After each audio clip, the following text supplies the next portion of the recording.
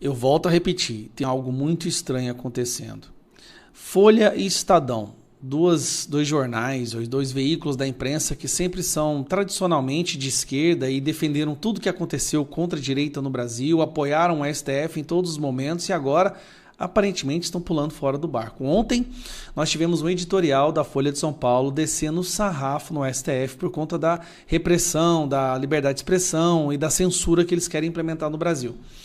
Aí hoje nós tivemos mais 2 editoriais levantando um assunto muito interessante. Mas antes de entrar, você tem que entender o que aconteceu. Primeiro, você lembra desse cidadão aqui?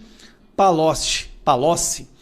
Palocci tem delações gravadas dele, onde ele admite que roubou, que o Lula roubou, e aí foi condenado. Bom, só para refrescar um pouquinho a memória, vamos lá. Já no fim do seu primeiro mandato, muita coisa pessoal ele tinha pedido para ele, em termos de dinheiro que eu pessoalmente levei e entreguei para ele. Pro Lula. No fim do seu segundo mandato, aí ele preparou sua aposentadoria. Recebeu 300 milhões da Odebrecht, numa conta corrente de disponibilidade, recebeu seu sítio, que foi feito, combinado para seu uso, o apartamento. Palocci revela que quase todos os órgãos do governo federal estiveram envolvidos no esquema de corrupção, com poucas exceções, como o Banco Central. O presidente Lula, que roubar ali era um perigo, desestabilizava a moeda brasileira. Não. Então, eles tentaram não roubar o Banco Central. Mas tem mais esse. O Odebrecht fez uma espécie de pacto de sangue com o presidente Lula. Ele procurou o presidente Lula nos últimos dias do seu mandato e levou um pacote de propinas para o presidente Lula, que envolvia esse terreno do Instituto, que já estava comprado, e o seu Emílio apresentou ao presidente Lula, o sítio para uso da família do presidente Lula, que ele já... Bom, você já deve ter visto isso, né? Palocci foi condenado, mas recentemente, um dia depois da denúncia do STF contra o Bolsonaro, o Dias Toffoli vai lá e anula tudo contra o Palocci. Devolveu o dinheiro, admitiu que roubou, contou todo o esquema de corrupção que existia no Brasil, mas as condenações dele foram derrubadas. Palocci liberou o cara 100%. Aí, o Estadão solta essa daqui, ó. O Supremo precisa se ajudar. No dia seguinte à chegada da denúncia contra Bolsonaro, o STF livrou, numa canetada, mais um petista corrupto confesso. Assim fica difícil acreditar na imparcialidade do tribunal. No dia seguinte à chegada da denúncia contra Jair Bolsonaro... Cadê aqui? No dia seguinte, a chegada da denúncia contra Jair Bolsonaro e outros 33 acusados de tramar um golpe de Estado, entre outros crimes, o ministro do Supremo Tribunal Federal, Dias Toffoli, livrou mais um petista graúdo. Corrupto, confesso, apanhado na Operação Lava Jato, como foi noticiado, trata-se de Antônio Palocci, figura de proa nos governos do Lula, da Silva e Dilma Rousseff.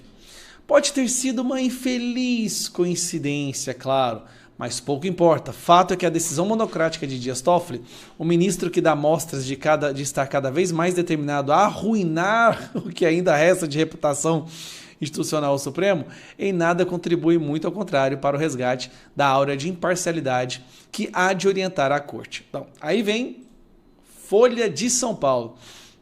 Com prejuízo para o Brasil, Toffoli livra Palocci de Lava Jato.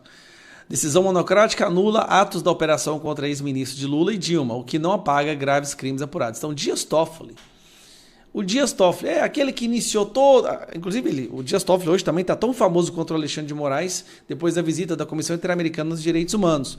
Né? Nós mostramos claramente que foi depois de que o nome dele foi associado. E curioso, né? Na época, ele teve seu nome associado a Lava Jato, numa delação, que é o amigo do seu pai. Agora, o amigo do seu pai, o amigo do meu pai, quero chamar, né? Vai lá e anula, olha que gracinha, anula as condenações do último que faltava. Dias Toffoli, o ministro Dias Toffoli do Supremo Tribunal Federal, aprontou mais uma, sozinho, sem levar o caso para avaliação de seus colegas, anulou todos os atos da Operação Lava Jato contra Antônio Palocci. A decisão mantém válido, porém o acordo Ação premiada. O Brasil é lindo, né? O cara foi advogado do PT, nunca conseguiu passar para juiz. Foi advogado do PT a vida toda. Vai lá e é colocado como ministro do STF pelo PT. Descobre-se que o PT é o chefe do Lula, e o PT organizaram o maior esquema de corrupção do mundo. O advogado que o PT colocou no STF vai lá e anula tudo. E se reclamar, você é antidemocrático. Polícia Federal bate em sua casa. Não é brincadeira não, já bateram na minha casa. Então não reclame, aceite tudo como uma democracia punjante, tá? Igual é na Coreia do Norte. Daí quando o Lula andar na rua, você tem que chorar, pular, bater palma, igual os coreanos são obrigados a fazer, senão são presos. Porque esse é o caminho que o Brasil está indo. E quem fica revoltado com isso tem que ser preso, caçado, penalizado, criminalizado. Até onde? Nossa Senhora. 16 de março, vamos para as ruas. A gente tem com mensagem, não pode entregar os pontos. É tudo que eles querem. 16 de março, Copacabana. Você pode ignorar os fatos o quanto você quiser, mas uma hora, mais cedo ou mais tarde, a bigorna da realidade cai. E dessa vez ela caiu, e o STF e o governo Lula sentiram e sentiram muito. De início eles deram de ombros, diziam que não estavam nem um pouco importados, não se importavam nem um pouco, e que essa reação dos Estados Unidos e do advogado lá do Rumble e do Truth Social, do Donald Trump, era inócua, não surgiria efeito algum no Alexandre de Moraes e nessa ditadura da toga que eles estão implementando no Brasil. Alguma coisa mudou de ontem para hoje. Hoje a imprensa já começa a soltar uma outra versão de como que eles estão lidando, a percepção do Supremo Tribunal Federal em relação ao que os Estados Unidos está fazendo. Mas vamos lá. Primeiramente, como vocês sabem, amanhã, quarta-feira, será votado no plenário da Câmara dos Deputados nos Estados Unidos um projeto de lei que tem como objetivo suspender os vistos de qualquer autoridade internacional que pratique censura contra cidadãos ou empresas americanas. Esse projeto de lei tem como alvo principal Alexandre de Moraes, o que faria com que ele perderia o seu visto para os Estados Unidos. Não é lá grande coisa. Eu acredito que para ele seria assim, um tanto quanto irritante, afinal de contas eles adoram viajar para os Estados Unidos para falar que são defensores da democracia.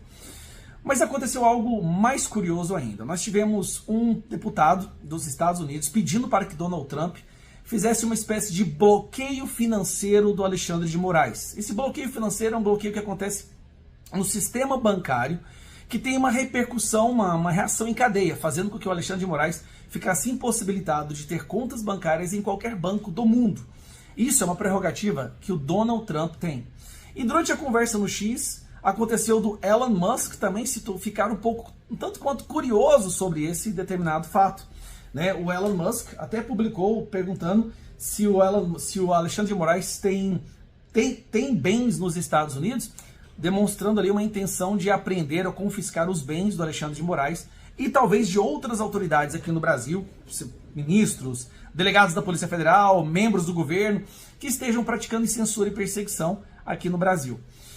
Bom, de início, eles diziam que não estavam nem um pouco preocupados com isso, que não se importavam. Hoje, a situação mudou. Nós tivemos essa seguinte manchete aqui na Globo. Ministros do STF cobram reação formal do Itamaraty às ações de Musk e aliados de Trump contra Moraes. Agora eles querem colocar o governo, ou a estrutura do governo, para defender o Alexandre de Moraes, como se os Estados Unidos, ou o governo americano, estivesse atacando o STF. Mas não é o STF, não é uma instituição que está sendo criticada. São as decisões de um ministro da nossa Suprema Corte. E a situação começa a escalar. Então nós temos aqui, trumpistas dão como certa a aprovação de projeto para barrar Alexandre de Moraes nos Estados Unidos. Essa será a votação que acontecerá amanhã. E na Globo News, ministros do STF cobram reação formal do Itamaraty às sanções de Musk e aliados de Trump contra Moraes. Conta Daniela Lima, né, a blogueira do sistema. Fontes dizem que desde novembro de 2024 já há uma ofensiva da chancelaria brasileira nos bastidores. Então, vamos tentar resumir isso aqui. O que o Alexandre de Moraes fez contra cidadãos americanos, pessoas que residem nos Estados Unidos, empresas americanas, não passará batido. Nós estamos vendo o início de uma reação, e uma reação com uma proporção muito maior do que eu acho que eles estavam antecipando. Eles estavam antecipando apenas a suspensão do visto, mas o que já está sendo pautado é bloqueio das contas bancárias, porque é uma lei nos Estados Unidos que o presidente tem a prerrogativa de fazer um bloqueio de uma pessoa internacional, às vezes são terroristas, ditadores, no sistema bancário deles. Só que aí todos os bancos do mundo acabam seguindo essa decisão com medo de sofrerem sanções por esse sistema americano. Então é uma espécie de reação em cadeia. E aí pode vir multas para Alexandre de Moraes, processo criminal. Resumindo, eles estão com medo sim. E pediram para que o Itamaraty entre no campo para defender as ações do Alexandre de Moraes, como se estivesse defendendo o STF. Mas lembrando, não é o STF, tá? Não é o Alexandre de Moraes que está causando toda essa celeuma e colocando todo o nosso país no alvo do furacão. Lembrando, pode vir ainda, eu espero que não aconteça, que não chegue nesse nível, pode vir ainda sanções econômicas prejudicando toda a economia do Brasil, impossibilitando exportação e importação com os Estados Unidos, o que é terrível, já que é o nosso segundo maior parceiro comercial. Então, enquanto todos esses escândalos estão acontecendo com o governo, denúncia do Bolsonaro, toda essa celeuma da política brasileira, querendo ou não, tem esse foco que deve ser dada a devida atenção. Né? Vamos ver como é que vai ser essa votação amanhã. No plenário da Câmara dos Deputados, é dado como certo que vai ser aprovado, mas a situação está ficando insustentável para o nosso STF, que quer defender as ações do Alexandre de Moraes, que o mundo já percebeu que são ações ditatoriais. Lembrando, o Reino Unido já recuou na tentativa de censurar a internet e perseguir as plataformas das Big Techs com medo de sanções dos Estados Unidos. O Brasil ficou isolado. O Brasil está isolado no mundo hoje como um país que tem a vontade de implementar decisões draconianas para destruir a nossa liberdade de expressão, na maioria das vezes saindo única e exclusivamente nas mãos, na caneta de Alexandre de Moraes. E para piorar tudo isso, o Alexandre de Moraes quer prender o maior líder da direita no Brasil, que é um amigo do Donald Trump, né, que é o presidente Bolsonaro, que só vai colocar mais gasolina na fogueira. Eu, sinceramente, não sei onde isso vai parar. Eu só sei que não vai sair um bom resultado disso para aqueles que estejam tentando implementar uma censura e ditadura no Brasil. Um abraço.